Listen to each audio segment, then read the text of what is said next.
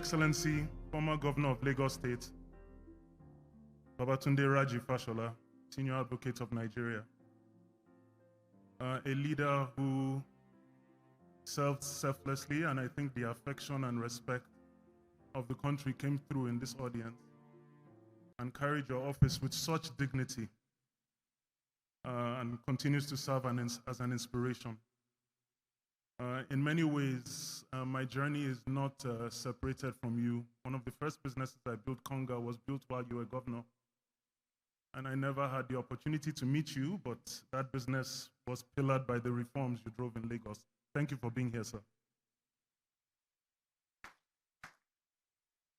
The Executive Secretary of the National Universities Commission, General and Mrs. Hanania, who also happen to be my father and mother-in-law,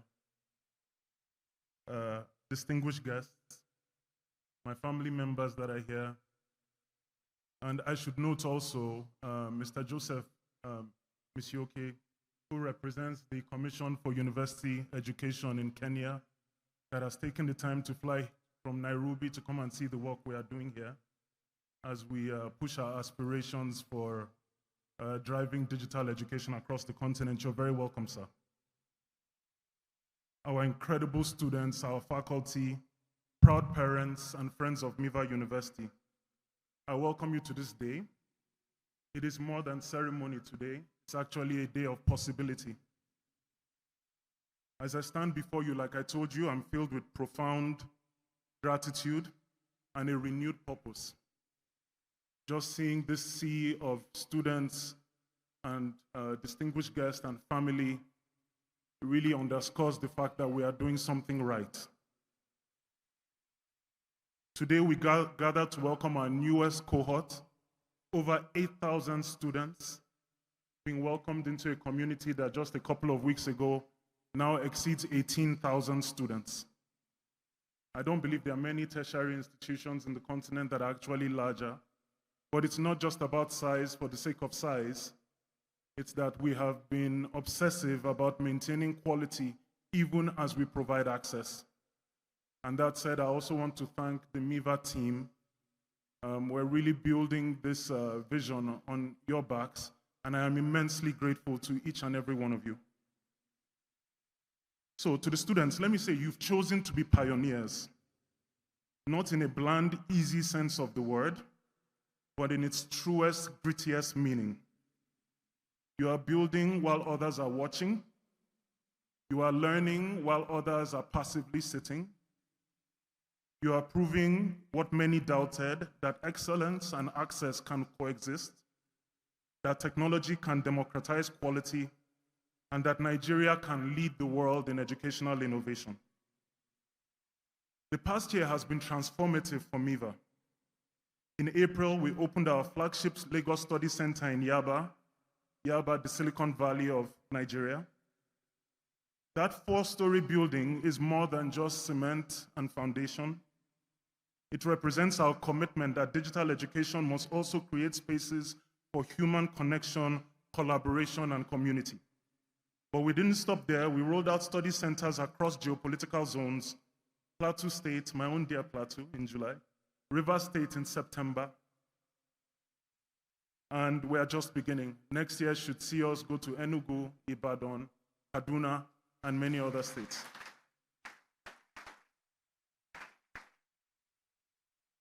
You know, sometimes we entrepreneurs, we say these things and there's a lot of grandiosity and great ambition, but sometimes it's backed by real effort and real intention. And our plan is audacious. Ultimately, we seek to establish 774 study centers in each local government of this federation in the fullness of time. Because if you live in Mubi or Damaturu or Potiskum, you should have access to the same power of world-class education as somebody in Lagos or Abuja. This is our belief. There are also new tools on the horizon, tools that we continue to debate what the implications are for humanity, for Nigeria, tools like artificial intelligence that I personally believe will represent incredible opportunity for us. And so we're harnessing those tools, and we rolled out Mind, which is the Miva Interactive Neural Dialogue, already in use by a great number of our students. This is our AI-powered learning companion. Think of it not just as a chatbot, but as a personal tutor available 24/7, engaging you in real-time conversations about case studies, giving you instant feedback, and helping you to think critically. So you are just not memorizing material, but doing that act that ultimately is the biggest demonstrator of learning, thinking critically. This is the future we're building, where AI doesn't replace teachers. I don't personally see that future at all, but artificial intelligence instead amplifies the power of teachers and allows them to focus on the things that really matter, building that personal connection with the student body. And the world is watching us carefully. Miva was recently named a top 10 finalist of the highly prestigious Global EdTech Prize, which is being awarded today, and I was invited to attend, but I had to be here with you. Awards are important, we like awards, but I think this is more important. And this is a recognition that African innovation is not just competitive, it's leading.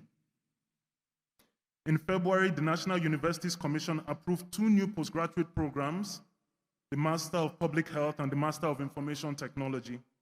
These are not just degrees, they are pathways to solving our continent's most pressing challenges. So today we are doing these degrees, and all of them have this characteristic of being able to be offered in a digital context. And I envy many of you that are younger than me so much, because the future holds incredible promise.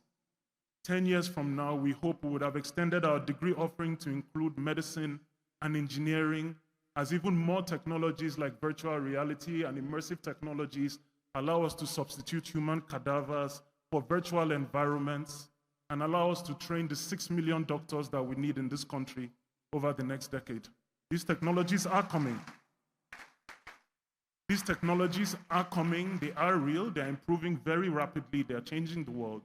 And we aim to be the first to grasp them, use them, bring them to our continent, and make them available.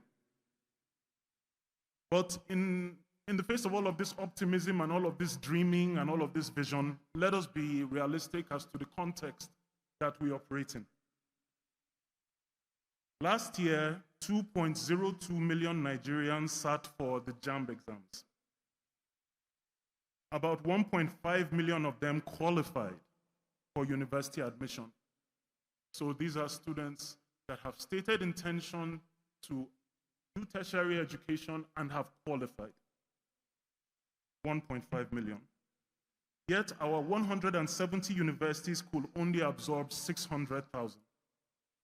This means that 900,000 qualified with intent, brilliant young Nigerians were turned away.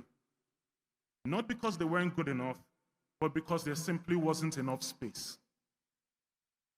This is more than a statistic, this 900,000. Behind that 900,000 are dreams that have been deferred, potential unrealized, and a nation that particularly needs it, leading talents that it cannot afford to lose. Traditional universities are vital, of course. They have served us well, and they will continue to do so, but they cannot scale fast enough to meet demand. The question is not whether we need more universities. The question is, what kind of universities do we need? We need universities that are flexible, affordable, and accessible. We need universities that teach students not just what to think, but how to think, and how to adapt, and how to solve problems that are themselves evolving rapidly. We need universities that prepare students not just for the economy of yesterday, but the economy that is emerging before our eyes. And this is why Miva exists. To our new matriculants, you are not passive recipients of an education, you are active participants in a movement. You are not here to sit back and consume academic content, you are here to question, to challenge, to build, and to innovate. Your predecessors, your senior colleagues, recently participated in a 48-hour AI hackathon, In 2 days, they built AI tools and software solutions that addressed real problems. They didn't wait for permission. They didn't wait for perfect conditions. They saw a challenge, they rolled up their sleeves, and they built. This is the spirit that I hope and I deeply desire to see in each and every one of you. Ask questions. Do not accept things simply because that is the way it always has been. The greatest innovations in history came from people who simply asked why or what if. That's always the starting point. Why? What if? Or even better, why not? You will face skeptics, of course. Every change, whether great or small, has always, without exception, been met with skepticism, cynicism, and hesitation. You will face people who will question whether Miva is real. In 50 years from now, that question will not be alive anymore.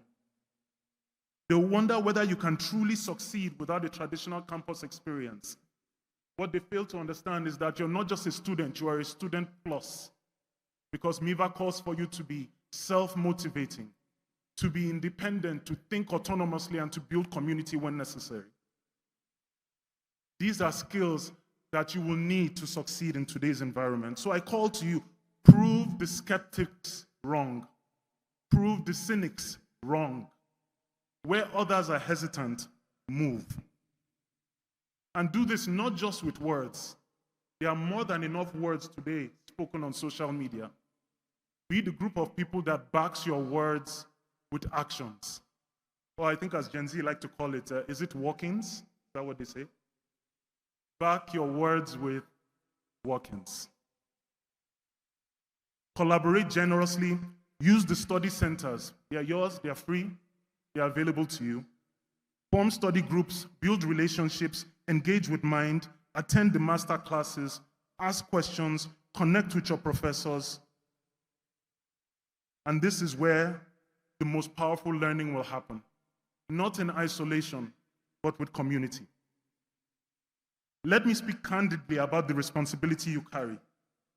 Nigeria is at a crossroads. This is an important time for our country. We've gone through some reforms. No doubt many of these reforms have been painful, but these reforms have set the stage for what I personally believe is the foundation for a new Nigeria. And in many ways, that new Nigeria will be built by the people in this room. The world is not waiting for us to catch up. Artificial intelligence, biotechnology, renewable energy, even new ways to grow meat. These fields are advancing at breakneck speed. This is not the world I was born into in 1975. This is a very, very different world.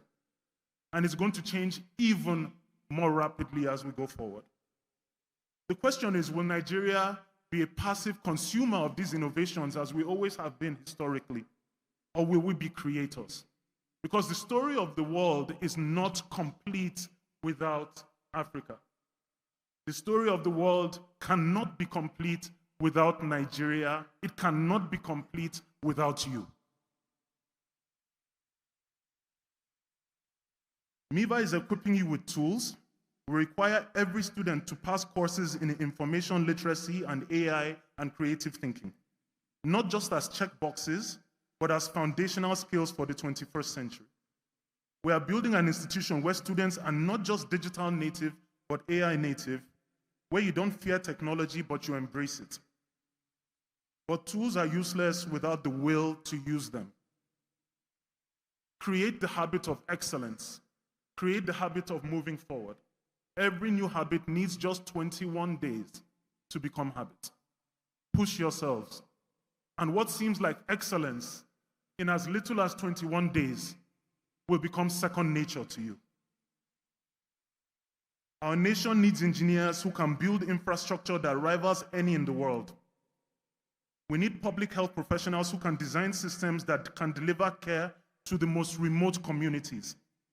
We need economists who understand how to create inclusive growth, who can measure things beyond GDP and inflation and some of these metrics. We need new ways of thinking about things. We need entrepreneurs who can build global businesses from Nigerian soil. This is not aspirational rhetoric. This is work, and it begins with you today. By 2027, we aim to have 100,000 students at Miva. Within a decade, 1 million, as the Vice Chancellor said.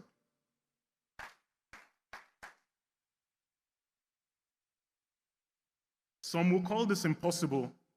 I call it absolutely necessary. But numbers alone, like I said before, are not the goal.